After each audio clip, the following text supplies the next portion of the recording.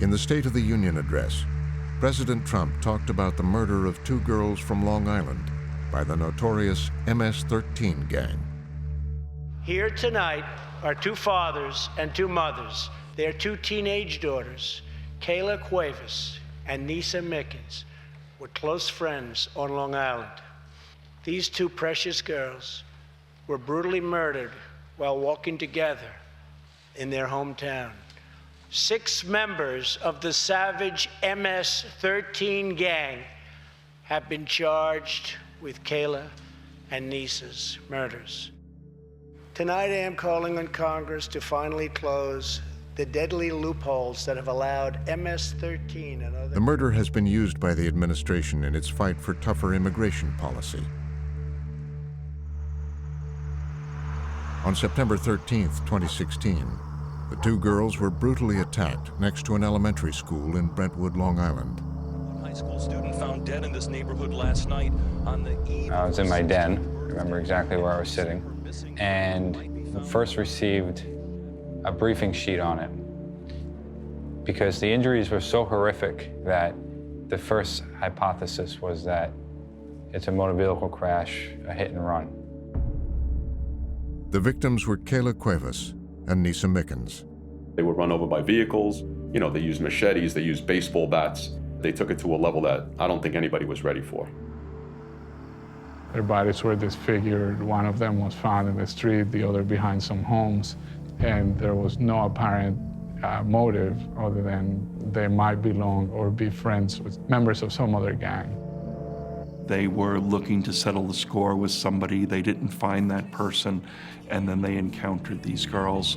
One of them had apparently taunted them on Facebook, and so they killed her, and they killed her friend just because she was there with her.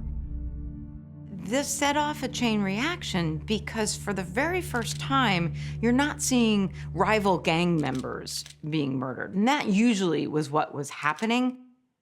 Now you have 2 girls viciously and senselessly beaten and murdered. And that's when the Suffolk County Police went into overdrive. These 2 teenage girls, an act of savagery on this community, and they're asking for the public's help. Relations between the immigrant community and the Suffolk County Police have long been fraught. Announcing a $5,000 reward for information leading to an arrest. Getting the community's help would be challenging. The police department in Suffolk County had created a climate of fear. People in the county who were Latino felt intimidated in going to the police. People were afraid to come forward. People said that they had been mistreated by the police, and they were very frightened that rather than take their claim seriously, they'd simply be dismissed or maybe suspected of being in a rival gang. 4 members of the MS-13 gang were charged in connection to the September slayings of Nisa Mickens and Kayla Cuevas. It would take 6 months for the police to find the suspected killers. In March, law enforcement officials announced they had found them. Among those arrested was a young Salvadoran who was one of the leaders of a local subgroup of MS-13 known as a clique. They called themselves the West Side Sailors. His name is Jairo Sáenz, and he went by the alias Funny. And according to law enforcement, most of the suspects arrested in these recent cases were in the country illegally. For the past 2 years, MS-13 has been on a rampage on Long Island. Law enforcement believes there are anywhere from 200 to 400 active MS-13 members and around a dozen cliques. Law enforcement from multiple Suffolk County gang-fighting units pledging to stand behind a suffering community of school children. The savages who murdered Nisa and Kayla are now behind bars. Suffolk County's police commissioner, Timothy Sini, seized the moment. And if you're an MS-13 gang member, take a look behind me. For every person here, there's 10 more. On Friday, 4 bodies found on Long Island. They appear to be linked to gang violence. A month after the press conference, MS-13 would send their own message. And the phone call came in from the chief of detectives in Suffolk County, and when they say 4 bodies, your thought process is, well, they came across 4 bodies, almost like a killing field.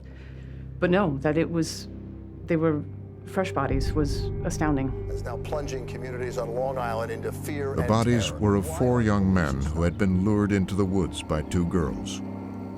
Mike Lopez, Justin Yavicura, Jefferson Villalobos, and Jorge Tigre were ambushed. They were hacked to death by machete, the preferred weapon of MS-13. They were beaten. They were knifed. They had machetes put upon their bodies savagely. Relatives and friends didn't know what had happened. When they received some worrying messages, they feared the worst. Pues yo preocupada porque siempre Mike me regresaba los mensajes, siempre me hablaba, siempre me contestaba. Y desafortunadamente ese día ella nunca me contestó. The brother of one of the victims discovered the bodies. He calls his father, crying, hysterical, and his father's still in the police precinct, and says, "Dad, I found them. He's dead. They're dead." A week after the 4 young men were murdered, President Trump tweeted about MS-13 for the first time. I'm talking about illegal immigrants that were here, that caused tremendous crime, that have murdered people, raped people, horrible things have happened.